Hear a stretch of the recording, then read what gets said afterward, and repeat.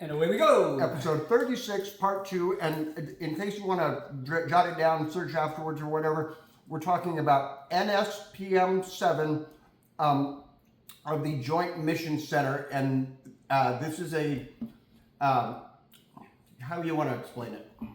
It's a government mandate that Trump tacked onto existing legislation back in September of 2025, which it tries to target anti-capitalism. Well, no. Oh, okay. Okay, so originally a year ago, right? Right.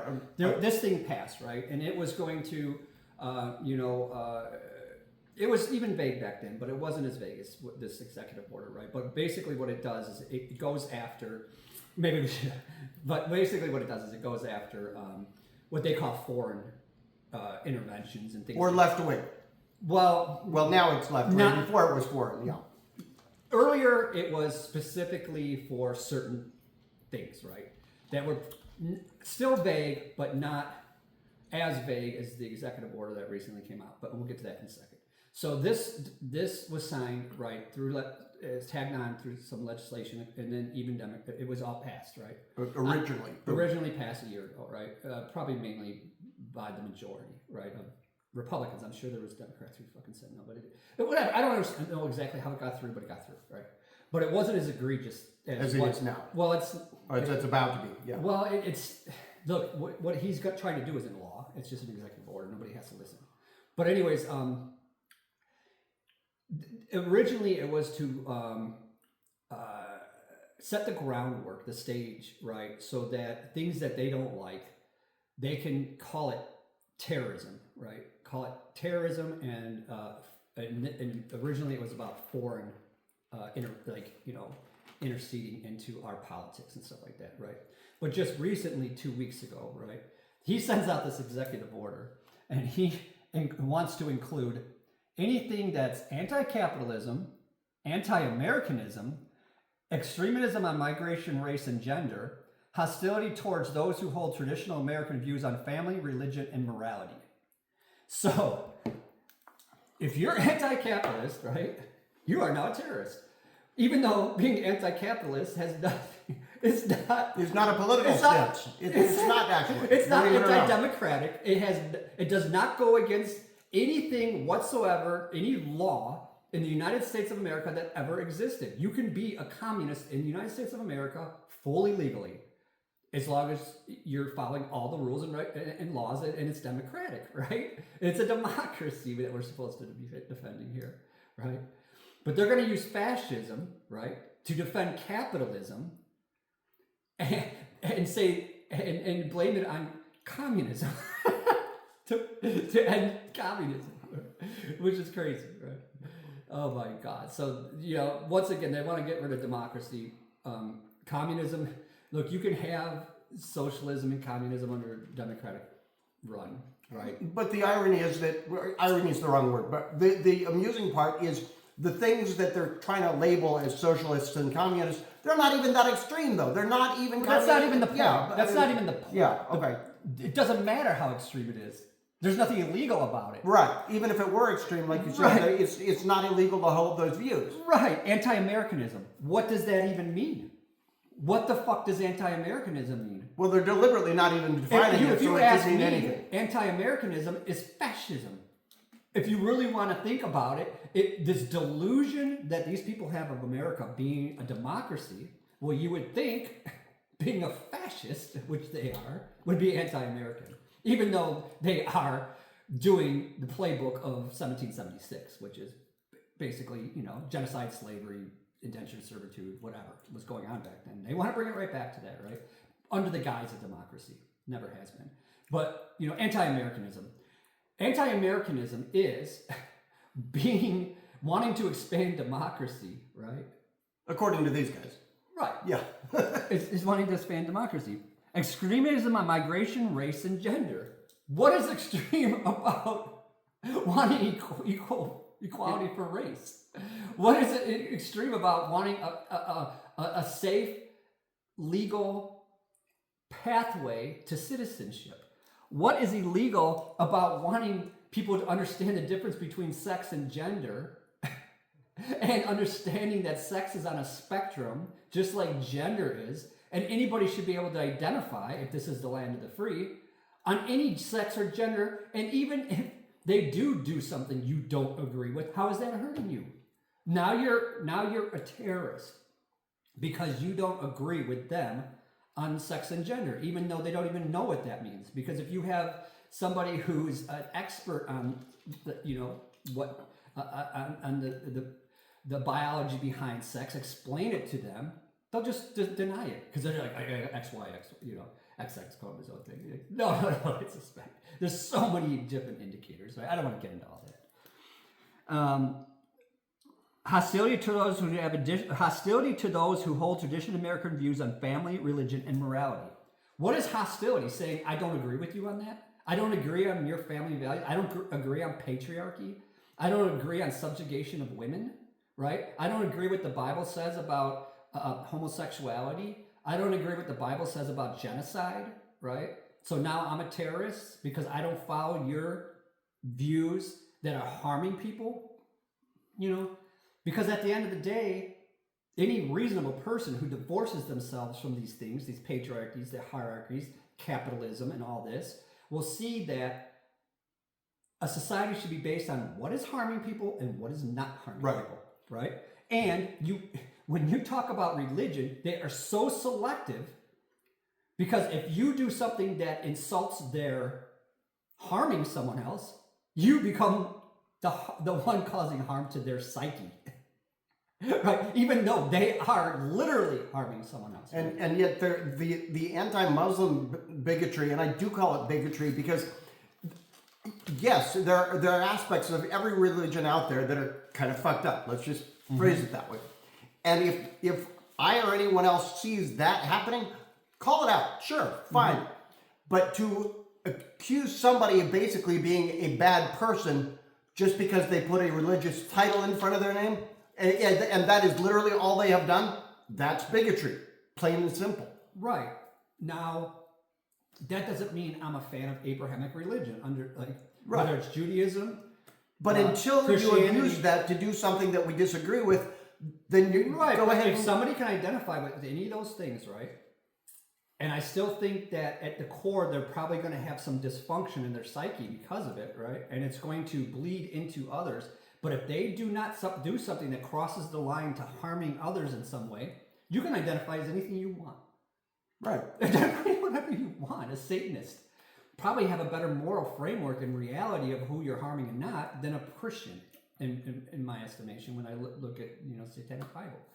But anyways, they're just a little more honest about their selfishness, and their self-serving nature at times of wanting certain things. But when you have like prosperity gospel, it's the same fucking thing.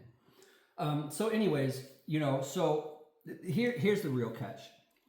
They're going to start targeting nonprofits, donors, and policing protests, and it's financial. They want to use the FBI and the IRS. And the NP Joint Mission Center to audit civil groups, charities, and nonprofits. The fear is that the administration can use the threat of domestic terrorism probes to strip organization of their tax-exempt status, freeze their bank accounts, and scare away donors.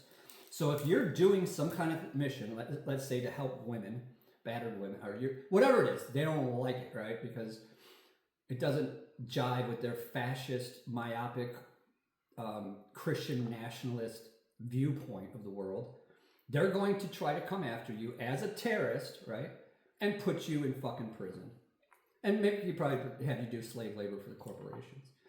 But that's their end game. That's what they want to try to do. Now, people will say you're crazy, blah, blah, blah. But look, we told you what they would do with ICE. Yeah. We told you they'd be knocking on doors. We told you they'd be shooting people in the street. We told you they'd be clowning around. And they're already arresting priests and mainstream religious leaders because they don't adhere to the same version of the administration's view of religion. Exactly. So it's not like, these are anti-religious people. Again, some of them are. It's these extremely vague definitions of what they want to go after, right? Now, this is an executive order, so Who's going to prosecute this stuff? What states will try to implement this, is to be seen. How far this will get, we'll see. I've said this before with all the things that he's trying to do, that it will not succeed ultimately. A lot of people are probably going to get wound up in this bullshit in the beginning, but when this all fails and stuff, I just want people to remember that anybody who's going along with this, and I don't care if you're just doing it because you're opportunist or whatever, you are literally as bad as any Nazi in Germany during 1930s. You are a fascist Nazi sympathizer. And the ones who are remaining quiet, you are the ones who sat there and did nothing, right? So even if you're against this and you're doing nothing to stop it, or you're not raising your voice in some way, you're just as culpable because you're doing nothing. So if you're watching this and you're not doing something, at least talking about it with others at the bare minimum, right? Talk to somebody, share this out, put something in the comments. This is what they're trying to do. Make sure that you're registered to vote. And people are saying, you're being so extreme. How dare you compare this regime? This is the United States of America. Look, it took Germany 10 years to get to where they got, right? When things got so bad. They're doing it faster than they did in Germany. The way they're ramping this shit up. And if you don't think it can happen here, you're crazy. On top Look of at this country 50 years ago and during the civil rights. We've said this before. Yeah. It's not so much that we're getting our ideas from Germany as remember that Hitler got his ideas from us. Right.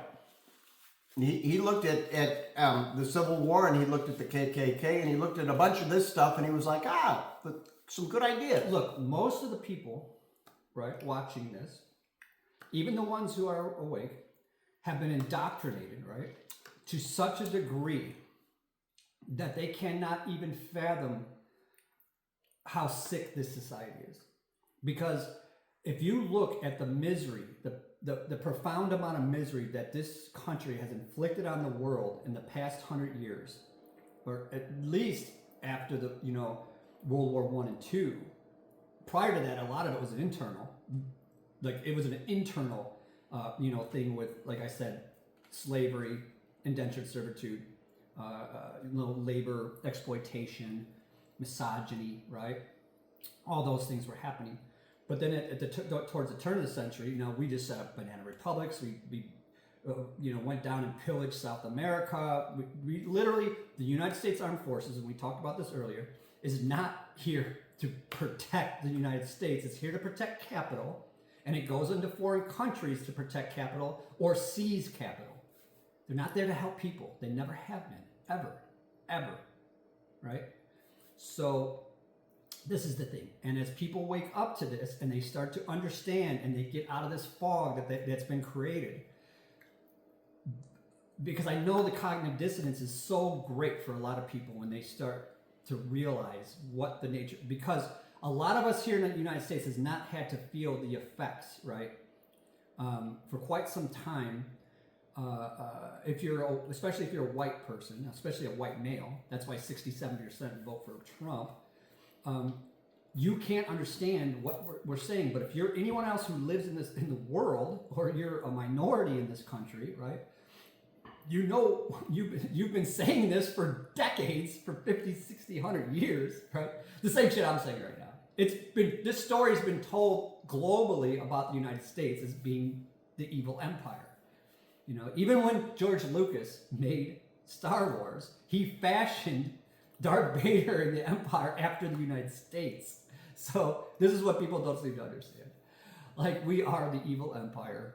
We are the ones who go into other countries and steal their resources and create coups and don't allow socialism to exist because it would be harmful to the capital class here in America. So now they've taken it too far. And whatever they had as far as a social contract between the workers and the capital class, they broke it. They completely broke it. So what's to follow? I don't know. We'll see, We'll see what happens in these midterms. We'll see what happens after that. But this is serious business, folks. This is no joke. Like I said, I don't think it'll succeed. I think there's far too many people that are awake. There's far too many people that are going to stop this. But there are going to be people who are going to. But at this point, it is going to still continue to get worse before it gets better. Is the reality, and so where that tipping point is, I don't know. Right. It's not. It is some point at or beyond the midterms. It is not going to. Nothing is really going to reverse before that point. Right. So are things absolutely horrible and you're afraid to walk the streets right now? No, I mean, I can still go about my business pretty much and do things. Is the writing on the wall? Yes. How bad is it going to get? That's soon to come. Get a grip for these midterms, folks. Yep.